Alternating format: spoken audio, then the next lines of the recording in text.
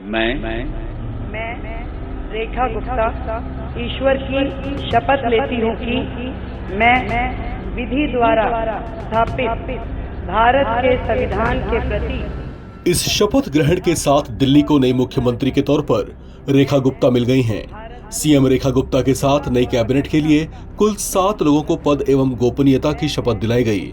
इसमें कपिल मिश्रा, प्रवेश वर्मा, मनजिंदर सिंह सिरसा, आशीष सूद, रविंद्र इंद्रराज और पंकज सिंह के नाम शामिल हैं। दिल्ली में बीजेपी को जीत का स्वाद पूरे 27 साल के बाद चखने को मिला है। ऐसे में दिल्ली वासियों ने उन्हें जिन उम्मीदों से जिताकर सरकार में भेजा है, उस पर उन्हें खरा उतरकर दिखाना होगा। इसके अलावा बीजेपी के सामने अपने बड़े चुनावी वादों को निभाने और पिछली आप सरकार की जिन नाकामियों को उन्होंने गिनाकर चुनाव में उसे हराया था, उसे भी बेहतर बनाकर दिखाना होगा। लिहाजा दिल्ली की नई मुख्यमंत्री रेखा गुप्ता के सामने चुनौतियां बाहें फैलाकर उनका इंतजार कर रही हैं। इसमें 5 बड़ी चुनौतियां हैं, जिसे लेकर कहा जा रहा है कि वो सीएम तो बन गई, लेकिन सिर पर मुकुट नहीं, कांटों का ताज पहन लिया है। इस चुनाव में बीजेपी का सबसे बड़ा और आकर्षक वादा महिलाओं को मासिक 2,500 रुपए देने का था। चुनाव के दौरान इसे मोदी की गारंटी बताकर प्रचारित किया गया था। लिहाजा 8 मार्च को महिला दिवस से पहले महिलाओं के खाते में पैसा पहुंचाना शुरू करना होगा। हालांकि इस योजना के दायरे में किन महिलाओं को लाया जाएगा या फिर दिल्ली की सभी महिलाएं इसमें लाभार्थी बनाई जाएंगी, ये अब तक स्पष्ट नहीं है। बताया जा रहा है कि बीजेपी का प्लान तैयार है, जल्दी ही इसे लेकर बड़ी घोषणा कर दी जाएगी।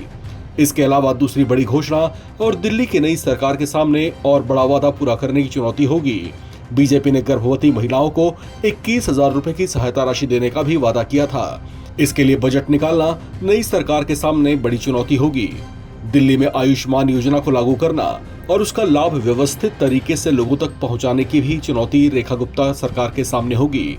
इसे कितनी तेजी से धरातल पर उतारा जाएगा, ये देखना भी दिलचस्प रहेगा। इसके अलावा दिल्ली में यमुना की सफाई का भी मुद्दा बड़ा रहा है। अगले कुछ वर्षों में दिल्ली की नई सरकार यमुना को स्वच्छ बनाने के लिए कैसे प्रयास करती है और क्या वाकई यमुना का वो कायाकल्प कर पाएगी, ये भी बड़ी चुनौती रहेगी। इस मुद्दे पर चुनाव के दौरान भी बड़े मीम्स देखने को मिले थे। लिहाजा बीजेपी सरकार इसे कैसे साफ कर पाती है, वो देखने लायक होगा। दिल्ली में सड़क, पानी, बिजली और गंदगी भी बड़ा मुद्दा रहा है। इस पर भी रेखा गुप्ता सरकार को कायाकल्प करके दिखाना होगा। इन सबसे ऊपर दिल्ली की नई सरकार का सामना आम आदमी पार्टी जैसे विपक्षी से होने वाला है। अरविंद केजरीवाल और उनकी पूरी टीम गुजरे सालों में कई बार सड़कों पर प्रदर्शन करती देखी गई थी।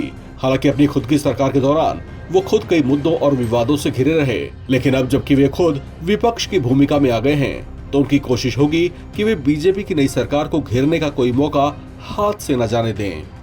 इस खबर में फिलहाल इतना ही। बाकी अपडेट्स के लिए आप बने रहें एनबीटी ऑनलाइन के साथ।